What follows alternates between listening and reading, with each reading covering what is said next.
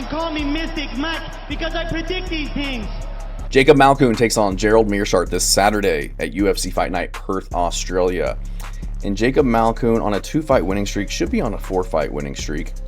He lost the fight to Cody Brundage, was DQ'd due to illegal elbows to the back of the head in a fight that he was doing really well in. Was kind of beating up Cody Brundage before that stoppage came. Before that, lost to Brendan Allen by decision and was KO'd by Phil Hawes back in October of 2020 in his UFC debut. But he's only 30 years old, in his prime, compared to Gerald Meerschaert, who's 38 years old, taking some damage in his career, doesn't have the most success as of late. And Malkoun is very put together, very well-rounded. He's got power in the hands, very heavy clubbing type of punches, fast hands, good pressure, stalks his opponents. I think that he'll have the power and the striking advantage heading into this one. I think he'll have the wrestling and the jiu-jitsu ability to hang with Gerald Meerschaert, and really the only area that I feel like he can win this fight, which is the grappling and, you know, off of his back on the ground. And I feel like Malkoun's very dominant on the ground, really good top control, really good wrestling ability, comes from a pretty high level freestyle wrestling background. He's also a Gracie Jiu-Jitsu black belt, so does very well at what Gerald Meerschaert has really made his name and made his living doing, which is finding submissions and just being crafty off of his back against guys. Think about becoming a member.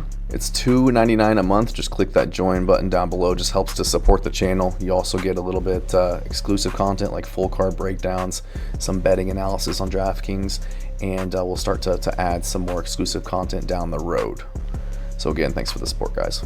Back to the video. Malkoun just beat Torres Finney, who is a powerhouse wrestler, undefeated heading into that fight. He was like 11-0, I think it was, and Malkoun just kind of beat him up everywhere. I thought that he would. I thought that you'd have the wrestling ability to keep it on the feet and just take advantage of Finney's lack of striking. He defended all of his takedowns. I think he had 2 of his own and just pieced him up on the feet.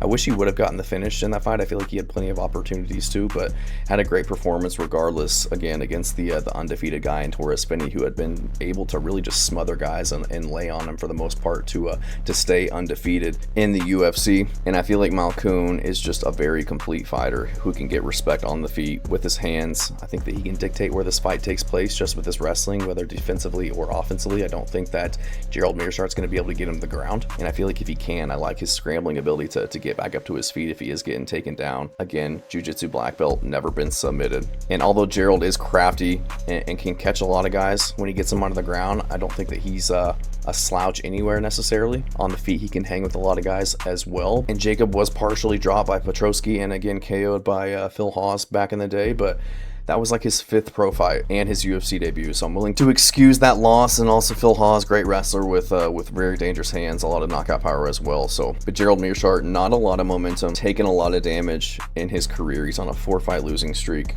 Been KO'd within that time frame against Mikhail Olachechek, who's very similar to Jacob Malkoun in terms of his marauding type of style and striking abilities, but I would say Malkoun's definitely the better wrestler than Mikhail Olachechek as well. And now that he's getting towards the end of his career, he's also starting to get submission losses as well. Kyle Dawkins Darce choked him, Renier de Ritter was going tit for tat with him, and then eventually got the arm triangle choke on him. So it used to be back in the day that he would just get KO'd or he would lose decisions and things like that, but now he's starting to show a susceptibility to get submitted in the area that he does the best in. So I'm gonna go with Jacob Malkoun to keep GM3 on his feet and just blast him with his hands. Utilize his striking advantage, the really fast hands. I think that he'll catch Gerald Meerschaert on the feet and put him out and get a KO.